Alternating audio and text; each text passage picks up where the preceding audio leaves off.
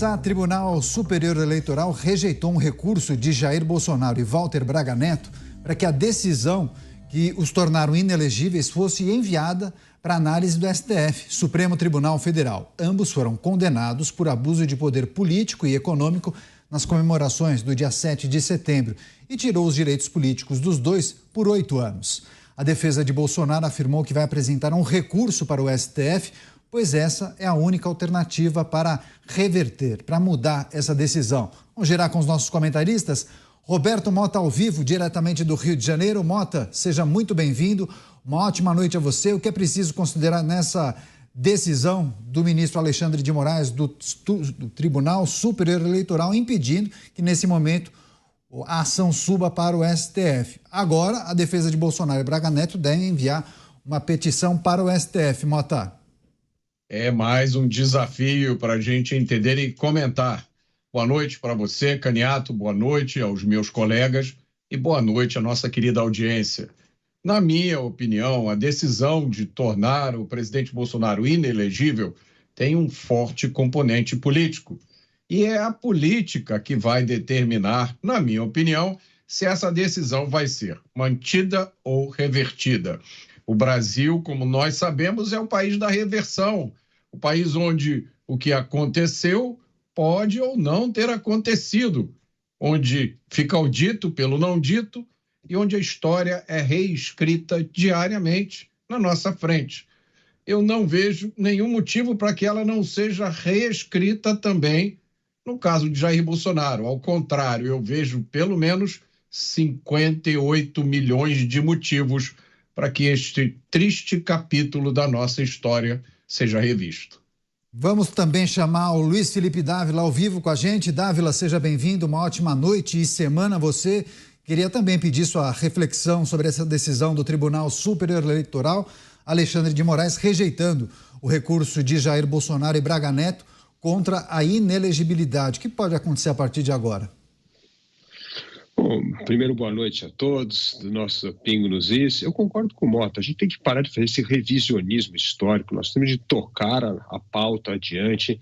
O Brasil fica neste atoleiro de discussões que, no fundo, só prejudicam o sistema eleitoral, a credibilidade da justiça. É hora de virar a página nessa história, tocar a vida. O Brasil precisa voltar a ter estabilidade das regras do jogo, para que não haja questionamento, como sempre há, sobre as decisões por serem muito mais politizadas do que baseadas nas questões técnicas da justiça. O Brasil precisa virar a página e voltar à normalidade. Tá certo. Eu vou trazer uma informação adicional, porque a defesa do ex-presidente Jair Bolsonaro alega ter sido cerceada e afirma que esse julgamento do TSE acabou violando o devido processo legal, mas afirmou que vai recorrer sim ao Supremo Tribunal Federal. Também com a gente o delegado Palumbo. Delegado, seja bem-vindo, uma ótima noite e semana a você. Suas avaliações sobre essa decisão do TSE, e dá para fazer alguma projeção para essa avaliação que será feita pelo Supremo Tribunal Federal? Muitos dos integrantes do TSE estão no STF também, né? É exatamente isso, né? Uma boa noite a toda a nossa audiência, a você, Caniato, ao Dávila, Mota. Mas é como o Mota falou, é político, não é jurídico muitas das vezes. Aliás, ultimamente o que a gente não tem aqui no Brasil é estabilidade jurídica. Eu vejo isso como uma perseguição. E a sentença dele, eu não quero isso, não desejo isso, mas já deve estar pronta para condená-lo, para que ele fique inelegível até 2030. Isso é um absurdo. Nós estamos numa democracia e eu não vejo nada de relevante que ele fez. Fez uma live, conversou com os ministros, uma reunião, aí já torna ele inelegível. Ou seja, ele era um fortíssimo candidato para as próximas eleições de 2026, para retomar o poder, e simplesmente estão tirando ele de lado. Mas aqui no Brasil tudo pode mudar, né? A gente não sabe o andar da carruagem daqui 2 anos e meio, época da eleição. Zé, sem dúvida alguma, as coisas e os entendimentos, especialmente dos operadores da justiça eleitoral, ou da própria justiça nas cortes superiores, pode mudar esse tipo de entendimento, né, Mota? Se nós pegarmos casos recentes de apreciações e julgamentos que foram feitos no âmbito da justiça eleitoral, nos estados ou mesmo no TSE, muitos resultados acabaram surpreendendo, né? A absolvição de Sérgio Moro por unanimidade, vocês trataram disso na semana passada, e vários outros entendimentos e julgamentos que aconteceram, digamos, nas últimas semanas.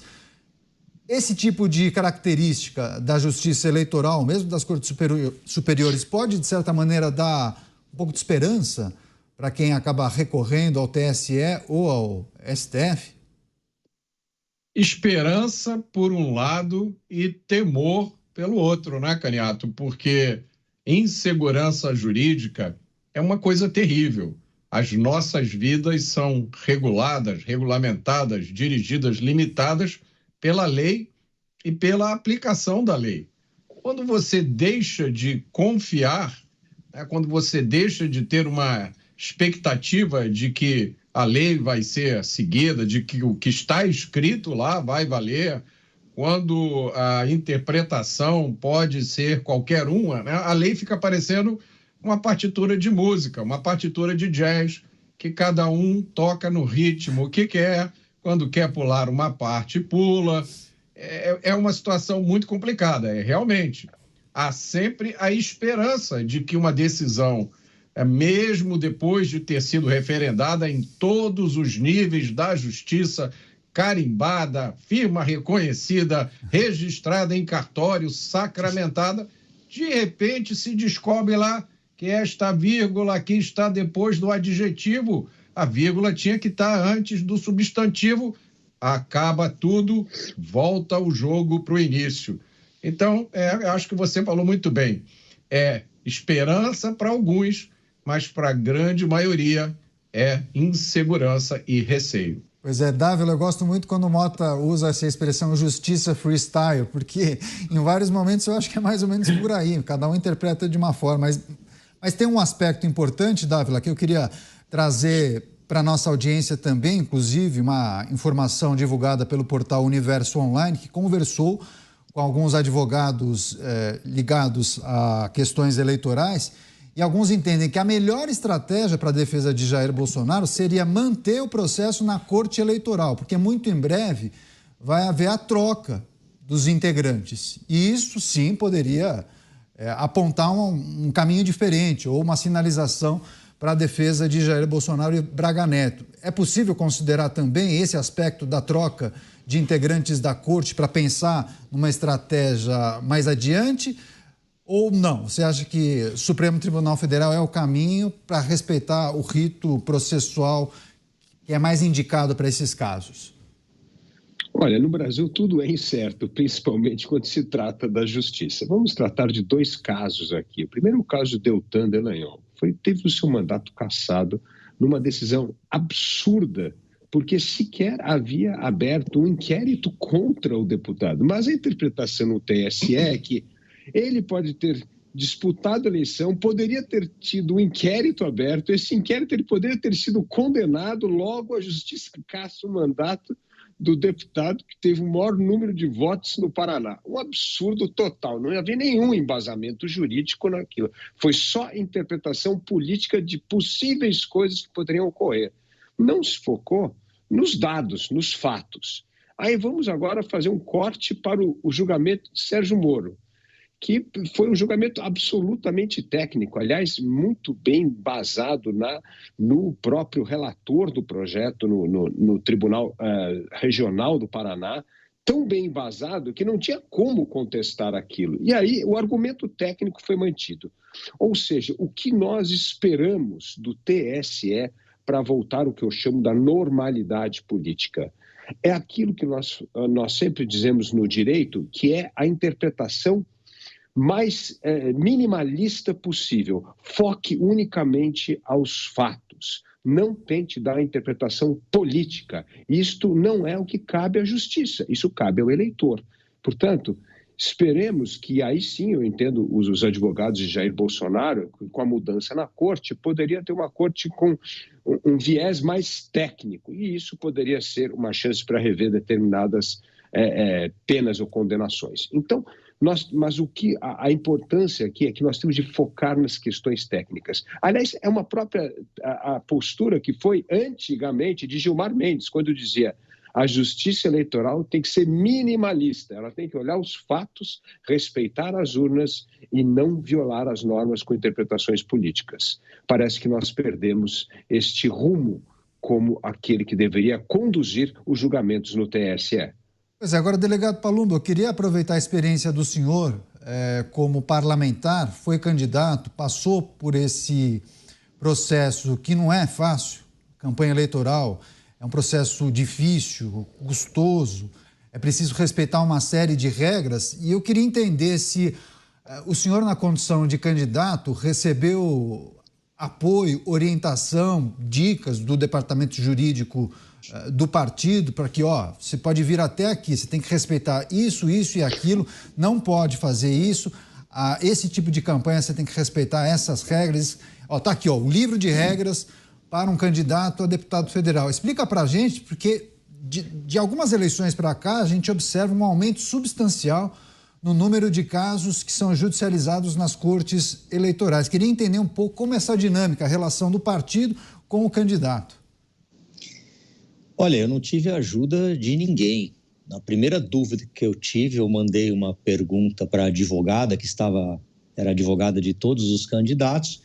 Demoraram 4 dias para me responder, eu peguei e contratei um outro advogado, um particular, porque não dá para esperar nada do partido. Eu tenho até pena das pessoas que são candidatos e são ludibriadas por eles. E não é um só partido, não, são vários partidos que acabam usando essas pessoas. Eu falo que a campanha é caminhar no deserto. É muito difícil, poucos aparecem para te dar água. Muitos pouco mesmo. E depois, quando você ganha, aí aparece um monte. Mas quando você está lá caminhando no deserto, não aparece absolutamente ninguém. Campanha sem fundo eleitoral, como eu fiz na raça, eu mesmo panfletando, adesivando, é muito difícil e injusto. O sistema eleitoral não é justo. Quem tem os maiores tempos de TV são quem os donos do partido decidem. Quem tem o maior fundo são quem os donos do partido decidem. E assim sucessivamente. E dependendo da sua condição de ter vários votos ou não, eles nem querem você no partido porque vai tirar uma vaga daqueles que já estão lá há muitos anos. Mota, você em outros programas chegou a levantar questões que tratam justamente da dificuldade do processo eleitoral e desse conjunto de regras que nem sempre fica claro para o candidato e também para o eleitor, né?